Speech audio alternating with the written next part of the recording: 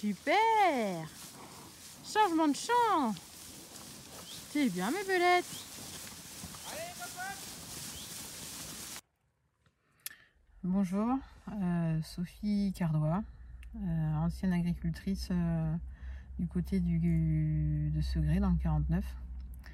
Installée en jeune agriculteur avec mon mari, avec des veaux de boucherie et vaches allaitantes.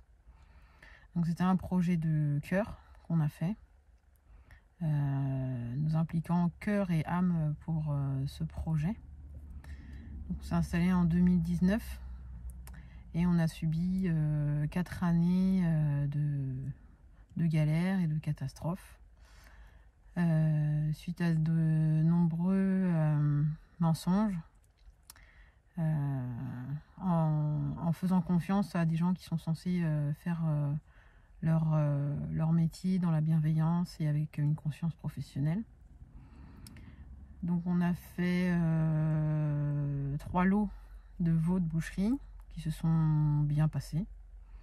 Donc on aurait dû toucher une plus-value, un billet de 20 000 €. Et donc l'intégrateur a décidé de passer une loi qui disait que cette plus-value, on ne pouvait pas la toucher au 3e lot, mais au 4e lot. Donc moi, quand j'ai signé le contrat, c'était au 3e lot. Et donc j'ai dit que, en tant que jeune agriculteur, voilà, ce que j'ai signé, c'est voilà. Et ils n'ont jamais voulu.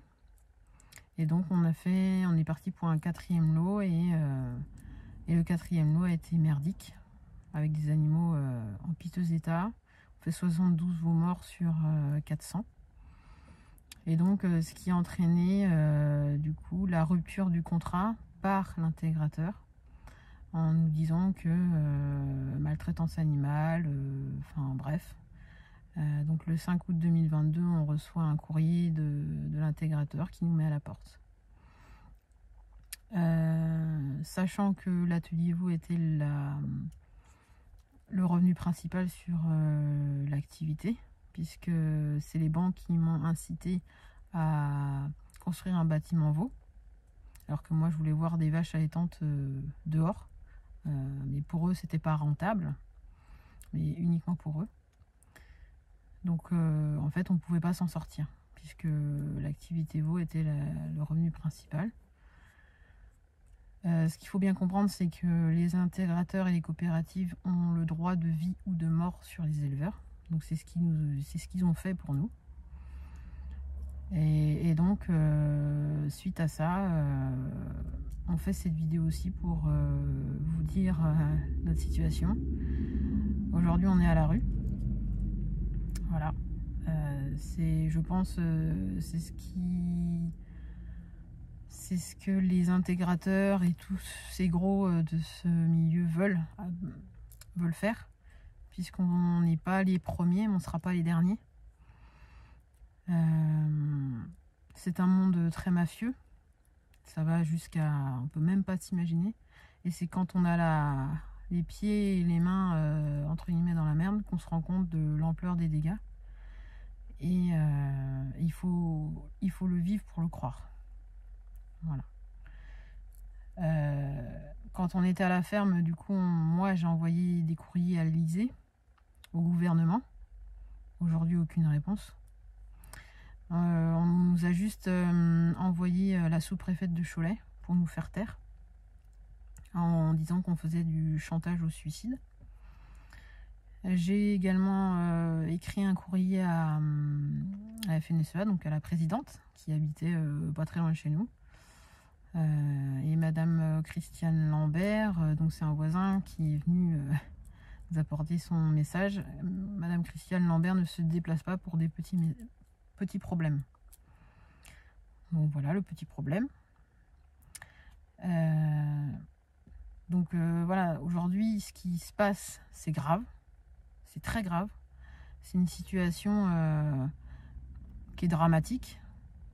Nous, on a fait le choix de pas se mettre la corde au cou, parce que c'est ce qu'ils veulent. Parce qu'il faut bien se rendre compte qu'ils n'en ont rien à foutre des agriculteurs.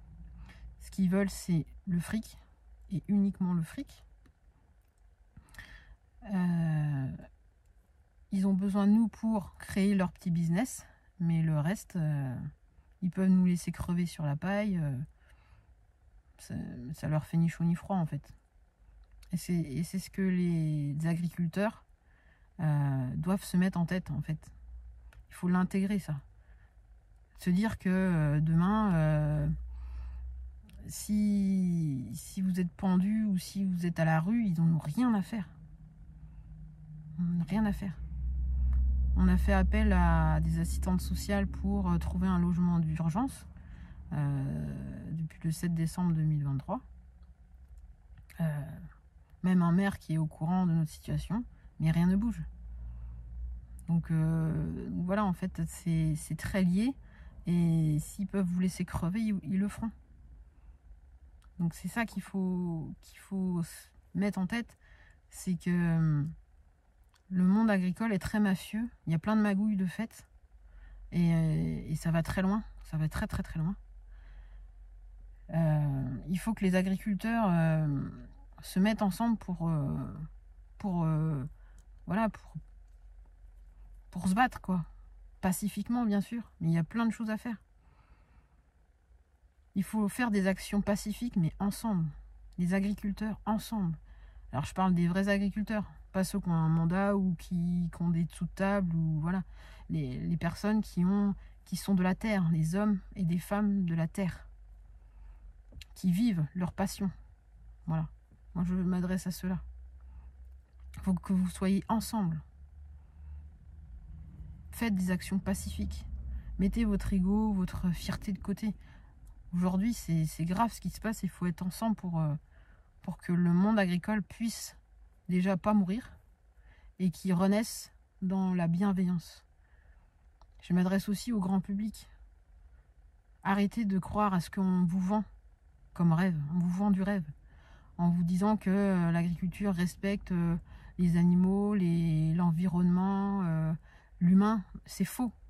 Tout ça, c'est faux. Et demain, s'il n'y a plus d'agriculteurs, comment vous ferez, grand public? Vous sucerez des cailloux? Réfléchissez, hein.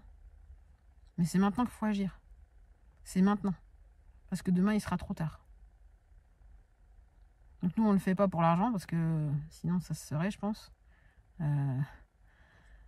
Mais là, il faut se battre pour sauver ce qu'il y a encore à sauver. Sinon... ça sera foutu, quoi. Donc battez-vous pacifiquement. Il y a plein de choses à faire. Ne vendez pas l'or que vous avez. Je m'adresse aux agriculteurs. Ne vendez pas l'or que vous produisez sur vos fermes à tous ces gros. Vous avez le droit de dire non. Vous avez le droit. Vous avez la liberté de faire ce que vous voulez. Ne soyez pas dans la peur. Parce que la peur, c'est ce qui vous manipule, en fait. Et c'est leur arme. Ils utilisent ça pour vous faire faire tout ce que eux ils veulent. Mais vous avez le droit de dire non. Voilà. C'est tout. Mais et peut-être que vous vous dites, bah oui, mais si je fais pas ça, je gagnerai pas d'argent. Oui, je suis d'accord. Mais par contre, si vous continuez dans ce schéma-là, en fait, demain, vous êtes mort. Vous êtes mort. Vous êtes comme nous à la rue ou pendu au bout d'une corde. Alors réfléchissez bien. C'est la volonté. Je sais que c'est compliqué, je sais qu'on est passé par là. Mais nous, on a... L'esclavage, c'est fini. Aujourd'hui, c'est fini. Ils n'ont pas à vous dire ce que vous avez à faire. Voilà, vous êtes libre de faire ce que bon vous semble. Mais agissez. Et agissez maintenant. C'est trop grave ce qui se passe. Et bien sûr, la vérité, elle est cachée. Hein. Combien de fois on a été censurés, nous? Ben oui, posez-vous la question, pourquoi on est censurés? Parce que eux, ce qu'ils voient, c'est que uniquement leur business. L'argent, l'argent, l'argent et encore l'argent. Mais demain, les agriculteurs, vous croyez qu'ils sont touchés par ce qui se passe réellement sur le terrain? Les conseillers qui viennent, qui savent pertinemment ce qui se passe dans les fermes, parce qu'ils sont à vos côtés, puisqu'ils viennent vous vendre des choses, ou les techniciens viennent vous conseiller. Vous ne croyez pas qu'ils savent ce qui se passe? Mais ils font leur job. Mais pour moi, c'est des meurtriers aussi, hein. C'est des criminels. Tout ça pour assurer leur petit confort, leur petit business. On a tous le choix dans la vie. Le choix de ne pas continuer à tuer des agriculteurs, des personnes, des familles, parce que c'est des familles. Parce que comme j'ai dit, c'est un projet de famille, de cœur. Donc en général, c'est la famille qui s'investit. Donc voilà. Et tous ces gens-là, ils ont du sang sur les mains. Et demain, on n'est pas les premiers à être à la rue, mais on sera certainement pas les derniers. Donc si vous voulez sauver votre agriculture, agissez maintenant. Demain, il sera trop tard. Voilà. Donc nous, on est à la rue, parce que forcément, dans ces situations-là, il y a 0 famille. Parce que de notre côté, du coup, on a même changé les serrures d'une maison de mes parents. Du côté à mon mari, ils sont racistes. Bah oui, forcément, ça aussi, c'est d'actualité, malheureusement. Et puis, les amis, 0 amis aussi. Donc dans ces conditions-là, on est tout seul à se battre. Tout seul. Bien sûr, on remercie toutes les âmes bienveillantes et en général, c'est pas ceux-là qu'on pense en premier qui viennent nous aider. Donc je leur dis un grand merci. Mais voilà, réfléchissez bien au choix que vous faites. Soit vous taire et vous allez périr avec ce système, soit battez-vous, allez demander des comptes, allez faites des actions pacifiques pour vous sauver vous, mais sauver l'humanité, parce qu'on parle bien du monde. Voilà. Mais faites votre choix en conscience. Voilà. Nous, on a fait le choix de ne plus être esclaves et de continuer de se battre malgré notre situation. Et pour éviter que d'autres personnes vivent la même situation que nous. Voilà. Donc je souhaite un bon courage à tous les agriculteurs et les purs agriculteurs. Ceux qui ont des dessous-tables ou ont des mandats ne sont pas agriculteurs, ils sont juste businessmen. Voilà. Et bon courage à toutes ces personnes face aux événements qui vont arriver. Voilà. Donc c'était le but de partager la réalité du monde agricole. À bientôt.